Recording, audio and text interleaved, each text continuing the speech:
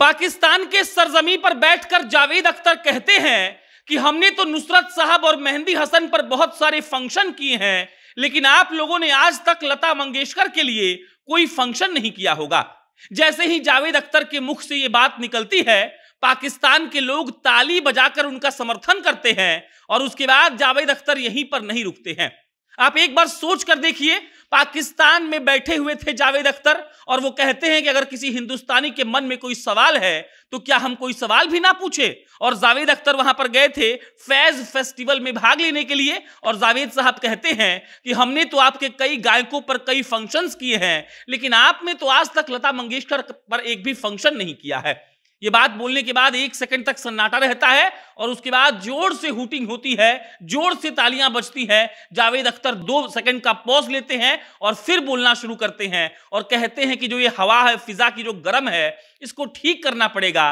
और उसके बाद जो जावेद साहब ने कहा वो सुन लेंगे आप, तो आपको मालूम पड़ जाएगा कि हिंदुस्तानियों का कलेजा इतना बड़ा क्यों होता है।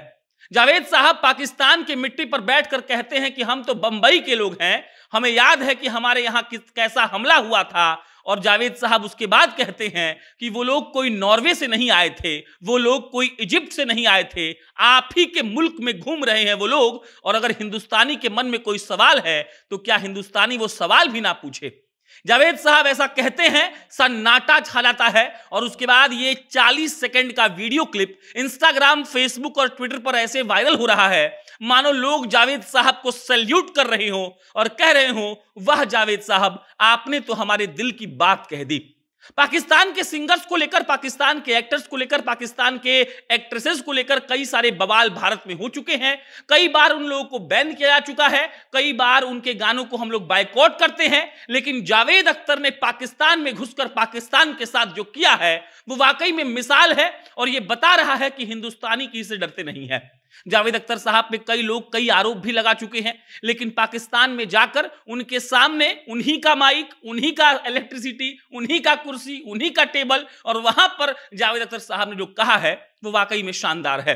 पहले तो वो इस बात के लिए तंज कसते हैं कि हमने आपके गायकों के लिए कई सारे फंक्शंस रखे हैं, हमने आपके गायकों के लिए कई सारा फंक्शंस किया है, लेकिन आप लोगों ने आज तक लता मंगेशकर के लिए कोई फंक्शन नहीं किया है। जैसे ही ये बात लोग सुनते हैं, वो लोग ताली बजाकर हूटिंग करके जावेद अख्तर साहब की बात का समर्थन करते हैं और उसके बाद शायद जावेद साहब को और बल मिल जाता है और जावेद साहब कहते हैं कि जो फिजा में हवा जो है वो गर्म है, इसको ठंडा करना पड़ेगा। और बंबई के हमले का उदाहरण देकर जावेद साहब कहते हैं कि देखिए, हम तो बंबई के रहने वाले लोग हैं, हमें याद है कि हमारे यहाँ कितना कैसा हमला हुआ था। और फिर जावेद साहब कहते हैं, वो लोग कोई नॉर्वे, वो लोग कोई इजिप्ट से नहीं आए थे, आप ही के मुल्क में घूम रहे हैं। और अगर हमारे हिंदुस्तान के लोगों के पास इसका सवाल है तो आपको इससे खफा या नाराज नहीं होना चाहिए। जावेद साहब का इतना बस कहने भर का देर था, वहां पर सन्नाटा छा गया और ये 40-41 सेकंड का क्लिप अभी सोशल मीडिया पर इतना वायरल हो रहा है कि क्या कहा जाए।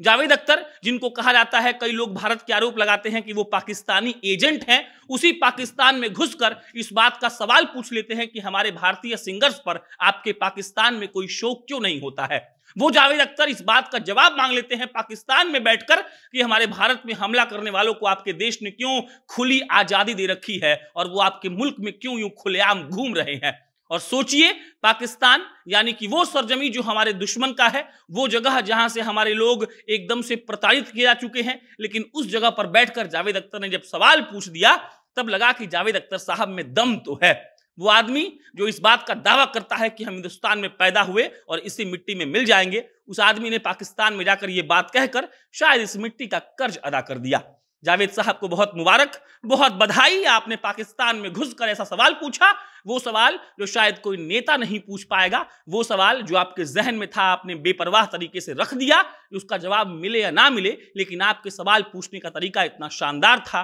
कि आप याद रखे जाएंगे। बहुत धन्यवाद।